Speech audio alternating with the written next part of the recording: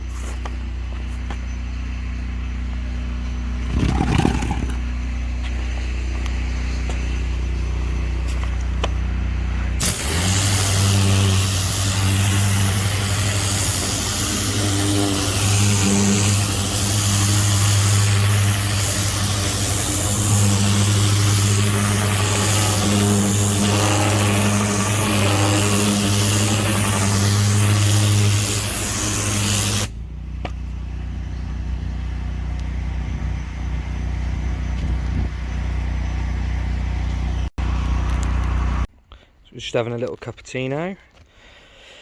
Getting there with the job now. So the slabs are coming up really nice throughout. Just on with the driveway now. The driveway quick jet washing down. Some moss here and there. We're going to try and get rid of as much of that as we can. Obviously you've got to be careful when pressure washing tarmac driveways not to damage the tarmac. So I've got my adjustable lance there. You can adjust the pressure on that. You'd never take a turbo nozzle to tarmac. I was using the turbo nozzle, as you can see just now on the slab work. That's fine for that. There's the machine over there. For once, we've actually got really good water pressure on this property, and the setup's actually overflowing, so it's nice. One thing I haven't had to battle with is low pressure, so yeah. It is the home stretch now, guys, and I am absolutely exhausted. So we've got this pressure wash down, we've got some muck to shovel up over there. The water just kept pooling, so there wasn't really much I could do about that. Just clean these windows down, clean this roof down, and then get off. So we're just doing a bit more now, guys. We've got this block now. We've got some 120 grit sandpaper, and with the block we're going to go in crosshatch patterns like that. Never sanding like that, always like that. We're going to try and flat this bodywork right out. Alright, it's the next day here now, guys. I'm currently waiting for a delivery from Parcel Force. They're bringing me a few bits for the van build, so stay tuned and we'll probably show you what those bits are. It's start of the collection for parts, so, well, start of the collection for performance parts anyway. So I did do a little bit more on the van last night. I didn't film it because at the end of the day there's only so much sanding and filling that you guys probably need or want to see. I'm going to do a little bit more now, so I'll just show you what I've done so far anyway. So like I said, I've been blocking this panel out here. We've still got a little bit more to do there. There's a bit of a indent. I think it's a high spot, that, to be honest. And as you come over here, there's a little indent there, so I'm going to try and work that out. But there's the arches all rebuilt back up. Repaired it all down there. Like I say, we've got all that back in now. So I've just been working on the door here where there was a gouge in the door, so we're slowly getting rid of that. Oh yeah, strip the front end off. I need to get the pressure washer here and jet wash all this stuff here.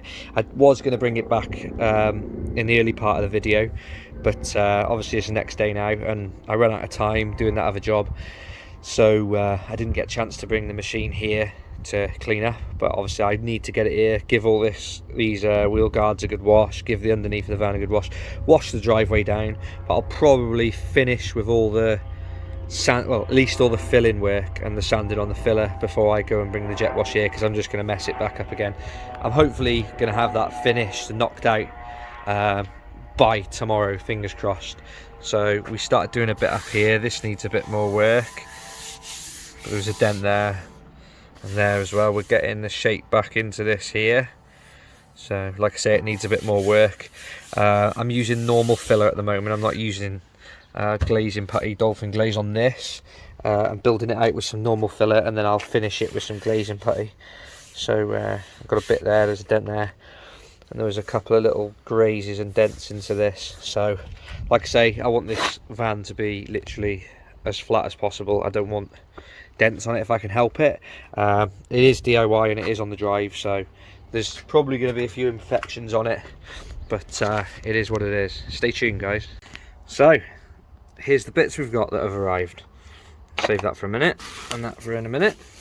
So we've got a tubular manifold which has been constructed from what looks like a Jap speed manifold. I think this is probably a reflange 200SX manifold. We've done that before. I've made them in the past myself too, but obviously I got this one, you know, for a nice price. The guy was nice enough to only charge me 50 quid for this, so shout out to him. There's a nice, I won't mention his name, he might not want to be on the channel, but yeah, no, it was nice of him to do that. So I've got to whip this flange off here and I've got to adapt it to take a T2 flange. Do you know what? I've done this before, and I've had, because at the end of the day, this was a cheap manifold. I'm not too bothered. Now, I've done this before, and I've had a lot of people have laughed at me in the past for it, but quite often I've welded the exhaust housing to the manifold, and I know that sounds really, really bodgy, and it is in a lot of ways. It's very butcherish, but when I've welded the turbo exhaust housing to the manifold, it eliminates any leaks, because you get leaks from there. I've always had them come undone. It's an absolute nightmare. I've tried to do it right. I've had studs snap. I've had them round off. You name it, I've had problems with it. The gasket's blowing. Even when I've had this machine flat, I've still had issues with them, the vibration and coming undone. I know you can use proper lock bolts and stuff, but the turbo I've got coming is a T2 platform, and this is a T3. So what I'm thinking of doing is either welding the exhaust housing straight to it. Now, in my mind, welding the exhaust housing to it isn't a problem, because if ever I take this turbo off the car itself, the easiest way I've found to do work on these and to take the turbo off has always been for me to pull the front end of the vehicle off, pull the radiator out and intercooler out, and take the manifold off with the turbo complete. That is literally the way I've always done it anyway, so it's never caused me any problems doing it. So I've got the options. I can either weld the exhaust housing straight to it. You got to remember, guys, it's just an exhaust housing. It's cast steel exhaust housing, so it will weld to this, and you can take the turbo out. You've only got to undo the core bolts, and you can pull the cold side and the full core out anyway, so it's not like it's going to cause a massive problem. If I wanted to use that turbo on something else, I could simply go and buy another exhaust housing. But at the end of the day, so the other way I could do it is to add some extra material in here to make up the size for T2. I'm not sure. I'll have to get a T2 flange or a T2 gasket and see the size difference between that and that. So I could weld a T2 flange to this with some studs, some internal studs in it. That's another way of doing it. In the past, I've had the studs pull out and all sorts of fun stuff, so we'll see what happens. Like I say, this is a driveway build. Nothing is pro level. The paintwork and the bodywork is not going to be pro level, is it? Let's be honest. It's done on a driveway and it's done on a budget. It's the same with everything else, really. So I'll do everything to the best I can do on the budget I've got and with the parts that I've got. Right, so the next thing in our box of goodies that we've just had arrive is these. So this is a set of Siemens Decker 875cc injectors. They're used. We've checked the part number on them. Shout out to Trevor Bibby, he checked the part number on these, and they come back as genuine 875cc injectors. We thought they were 630s, but when I was looking at the blue band, I did think, wonder if they're 875s, and Trevor's findings confirm that for us. So we've got a full set of those with the retaining clips as well, and the chap was nice enough to send me what I believe here is going to be the fuel rail, so I can see the reg on the end there. Yep. So he's also sent me the fuel rail as well, which is very nice of him. So these are some of the bits that we've had delivered today. Anyway, so that is it for today's video, guys. As always, thanks for watching. Make sure you like and subscribe. We're uploading regular content now. Drop a comment down below. See you next time.